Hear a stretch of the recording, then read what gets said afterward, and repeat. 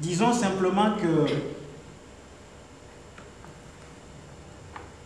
le sujet qui nous intéresse ici, c'est de voir à peu près quelle est la situation aujourd'hui en Afrique et quel est le rôle que l'Afrique joue dans le monde d'une manière générale et dans l'économie mondiale en particulier. Ce qu'il faut observer d'entrée de jeu, c'est que l'Afrique, depuis le 7e siècle, avec la pénétration arabo-islamique, n'est plus africaine. Donc à partir du 7e siècle déjà, l'Afrique, on peut dire qu'elle est rentrée dans ce qu'on appelle aujourd'hui la mondialisation. Et cette entrée dans le schéma mondial a été consolidée au 14e, 15e siècle avec les invasions européennes qui ont saigné l'Afrique durant 4 siècles avec les razzias négrières transatlantiques qui ont arraché de l'Afrique ces enfants les plus vaillants pour les expatrier, les exiler, les torturer, les assassiner et détruire avec la technologie militaire tout ce que l'Afrique avait construit durant des siècles et des millénaires. Et à partir de ce moment, l'Afrique est complètement extravertie. Donc, toutes les ressources africaines ne sont plus destinées à résoudre les problèmes des Africains à partir de ce moment-là. Les ressources africaines ont plutôt été tournées vers l'extérieur, ce qui fait que l'Afrique se retrouve dans une situation de misère, de paupérisation constante, d'affaiblissement constant et de régression. Bon. Cette situation a continué jusqu'au moment où les Européens avaient décidé de changer de système. C'est-à-dire que le système négrier avait perduré jusqu'au moment où il était arrivé à saturation, au moment où on n'avait plus besoin d'expatrier les Africains, mais on avait besoin maintenant de faire revenir en quelque sorte le système en Afrique, sur le sol africain.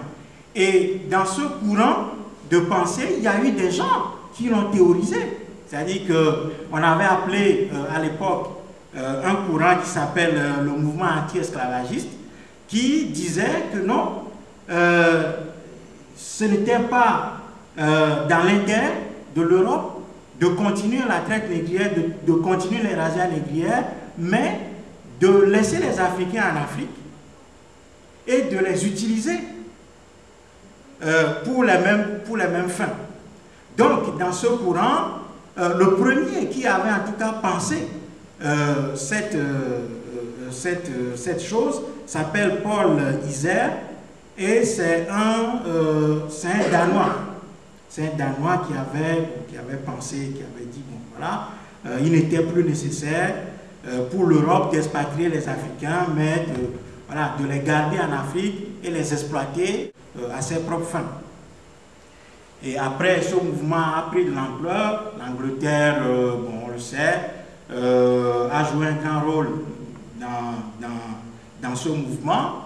Il y a des Français et d'autres nationalités aussi qui avaient joué un grand rôle dans le mouvement d'abolition, ce qu'on appelait le mouvement d'abolition de l'esclavage. Alors, moi j'appelle l'abolition de l'esclavage la stratégie du garrot. Et cette stratégie du garrot, on va la retrouver plus tard dans le cheminement de l'Afrique, dans le cheminement de l'Afrique, dans l'économie mondiale, on va retrouver la stratégie du garrot plus tard.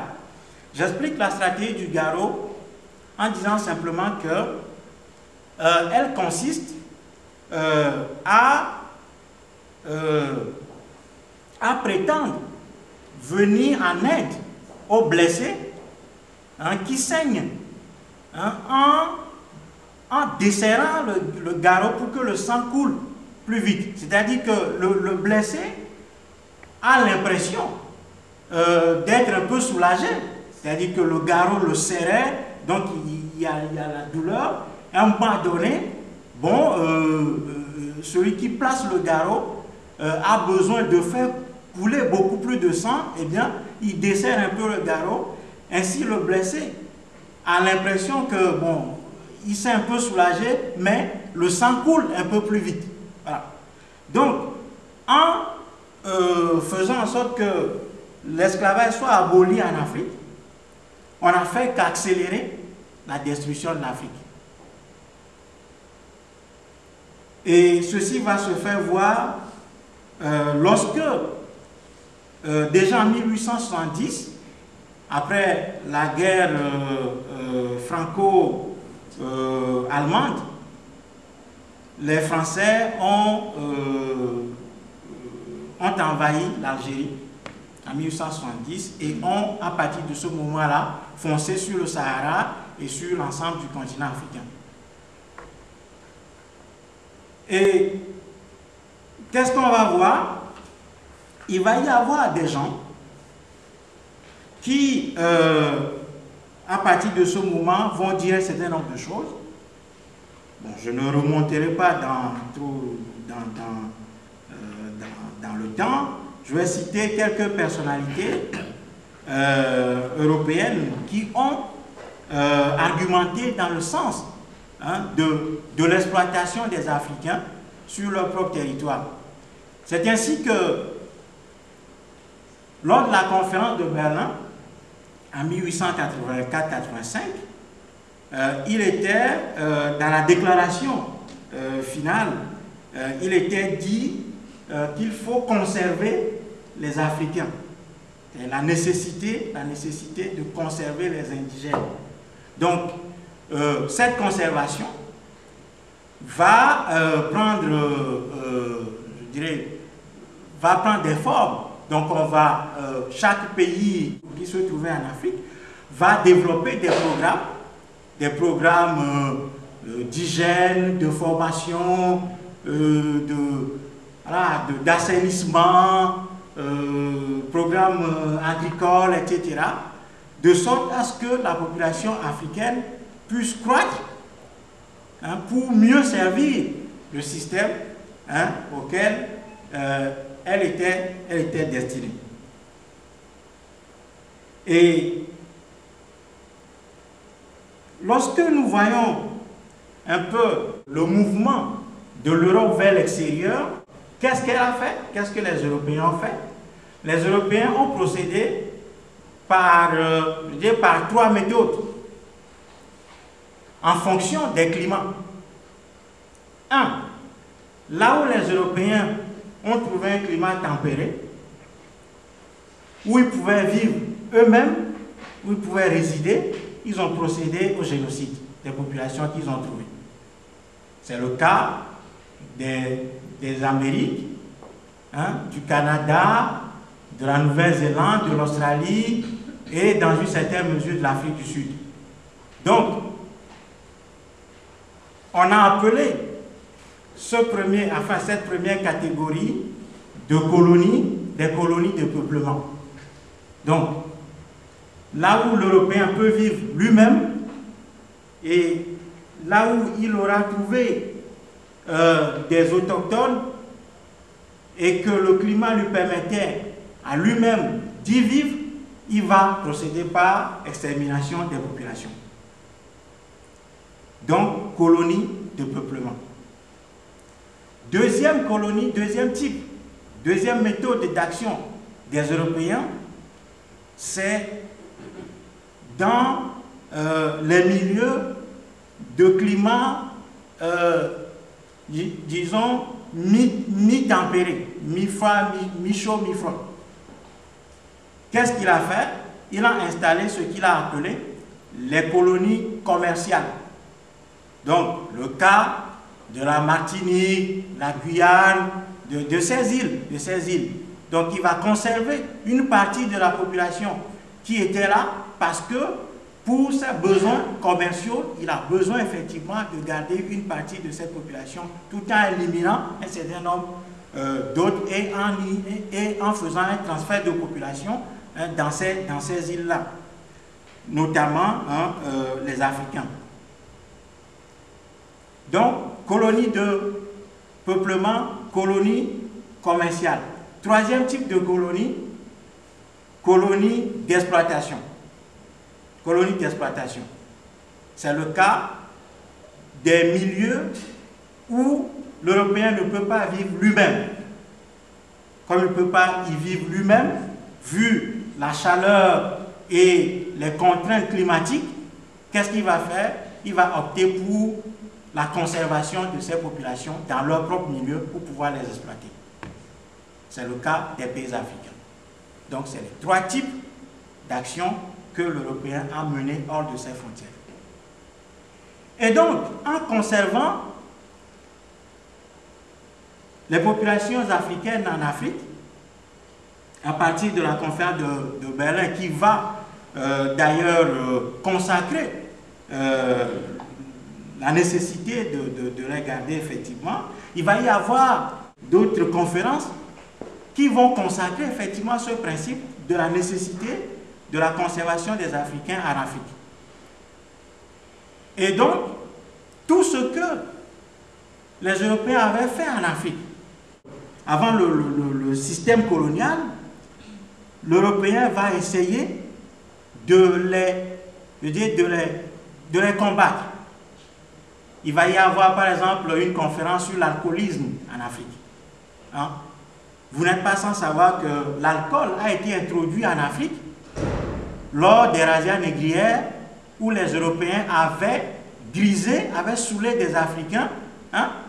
Et lorsque les Africains étaient saoulés, bon, les gars les ramassaient, ils les mettaient dans leur bateau pour les transporter dans les îles et en Amérique. Bon, quand on le dit, les gens trouvent ça bizarre. Yo, mais non! Oui, on est tous d'accord que l'Europe, ou bien que les Européens ne sont pas nos amis, mais quand même, ne dites pas qu'ils ont transformé le peuple africain en un peuple alcoolique.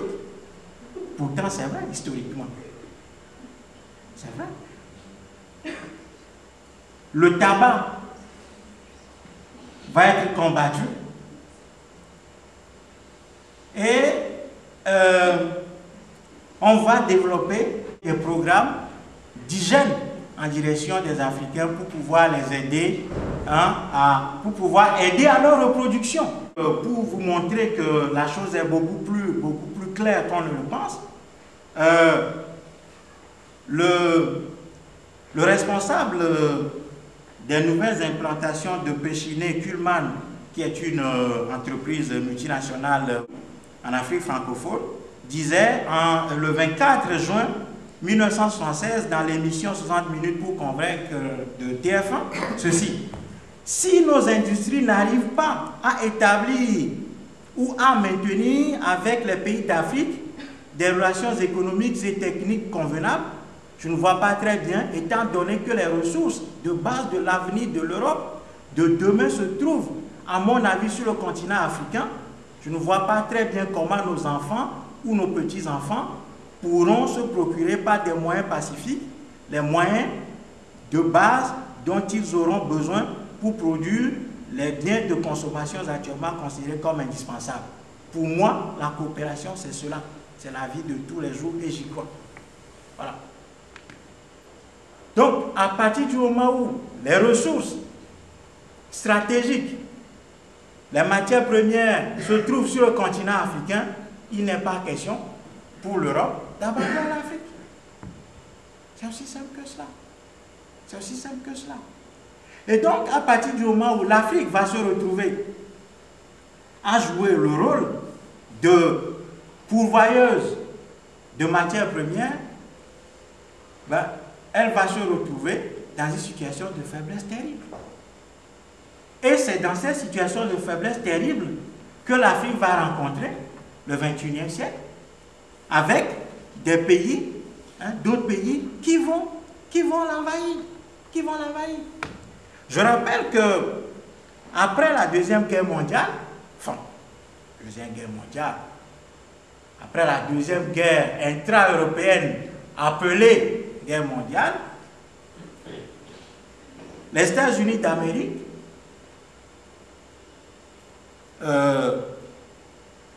avaient décidé que les Européens doivent utiliser l'Afrique pour leur reconstruction.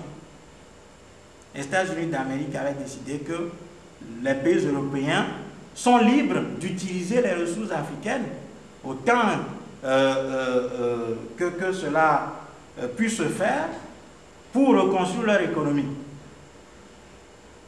Et, comme je le disais tantôt, c'est dans cette situation de faiblesse terrible que d'autres pays vont rencontrer l'Afrique.